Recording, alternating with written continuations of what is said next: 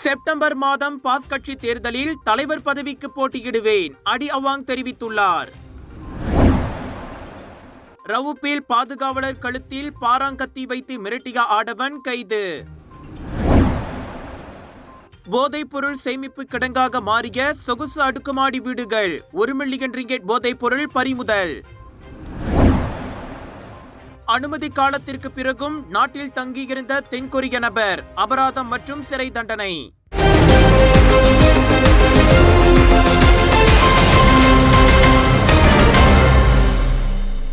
மலேசியாவின் புதிய நீதித்துறை நியமன செயல்முறையை அனைத்து தரப்பினரும் ஒருமனதாக ஏற்றுக்கொண்டு அதற்கு ஒத்துழைப்பும் அளிக்க வேண்டும் என்று பிரதமர் டத்தோஸ்ரீ அன்வார் இப்ராஹிம் வலியுறுத்தியுள்ளார். நாட்டின் நீதித்துறை நிறுவனங்களின் சுதந்திரத்தை பாதுகாக்க உடனடி நடவடிக்கையை கோரி வருகின்ற ஜூலை 14ஆம் தேதியன்று அமைதி பேரணி நடத்துவதாக முன்னர் தெரிவிக்கப்பட்டதை தொடர்ந்து பிரதமர் இவ்வாறு கூறியுள்ளார்.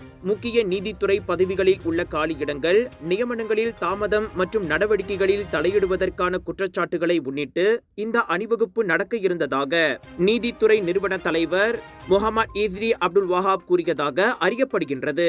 மேலும் நீதித்துறை நியமன முறையை மாற்ற விரும்பும் தரப்பினர்கள் அரசு விதிகளை பின்பற்றி செயல்பட வேண்டும் என்று கூறப்பட்டுள்ளது.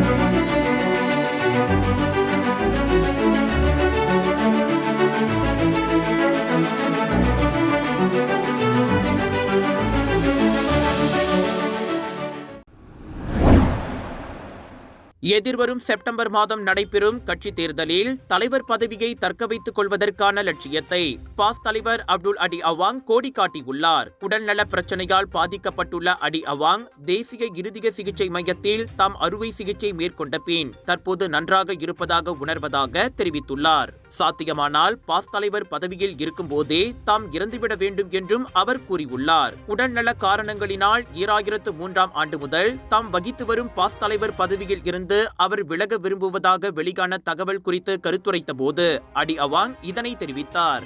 7 தவணைகளாக மாராங் நாடாளுமன்ற உறுப்பினராக இருந்து வரும் அடி அவாங் சுகாதார காரணங்களினால் பாஸ் தலைவர் பதவியில் இருந்து விலகுவது குறித்த தனது விருப்பத்தை வெளியிட்டதாக கடந்த மாதம் சினார் அரியான் பத்திரிகை தகவல் வெளியிட்டது.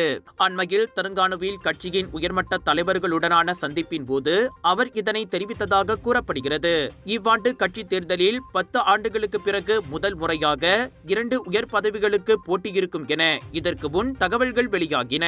2015ஆம் ஆண்டு நடைபெற்ற கட்சி தேர்தலுக்கு பின் அடியும் பாஸ் துணைத் தலைவர் துவான் இப்ராஹிம் துவான்மான் ஆகியோரை எதிர்த்து எவரும் போட்டியிடவில்லை. மக்களே, உங்களுக்காக அதிரடியாக கலர்ஸ் ஆஃப் இந்தியாவின் northern international Indian expo Aeon week Penang Perai Seberang Jaya பினேங்கில் 9 ஜூலை தொடங்கி 13 ஜூலை வரை ஆடை அணிகலன்கள், ஃபுட் ஃபெஸ்டிவல், கலகலனு எல்லாமே ஒரே கூரையின் கீழ். மலேசிய கலைஞர்களுடைய படைப்பு, விஜய் டிவி புகழ் கலைஞர்களுடைய படைப்பு, இப்படி எல்லாமே தூள் கிளப்ப போதுங்க. 80% கழிவும் காத்துக்கிட்டு இருக்கு. Big sale, big discount. Aeon week Penang பராய்.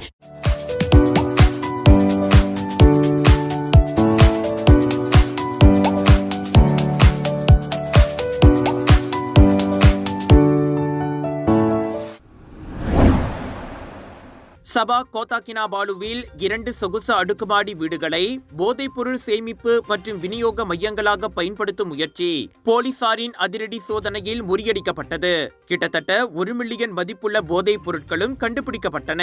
23 வயது உள்ளூர் வாசியான சந்தேக நபர் போலீசாரின் கண்களில் சிக்குவதை தவிர்ப்பதற்காக மாதத்திற்கு ஆயிரக்கணக்கான ரிங்கெட்டுகளுக்கு அவ்வீடுகளை வாடகைக்கு எடுத்து வந்துள்ளார். இந்நிலையில் ஒரு பூட்டிய டொயோட்டா ஐலக்ஸ் யாரிஸ் வாகனத்தில் போலீஸ் சுமார் 9,60,000 ரிங்கெட் மதிப்புள்ள போதைப் பொருட்களை பறிமுதல் செய்தனர்.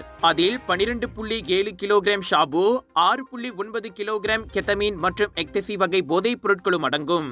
மேலும் டொயோட்டா ஐலக்ஸ் உள்ளிட்ட 2 சொகுசு வாகனங்கள் பறிமுதல் செய்யப்பட்டதில் கைப்பற்றப்பட்ட பொருட்களின் மொத்த மதிப்பு 1.23 மில்லியன் ரிங்கேட்டாக உயர்ந்தது.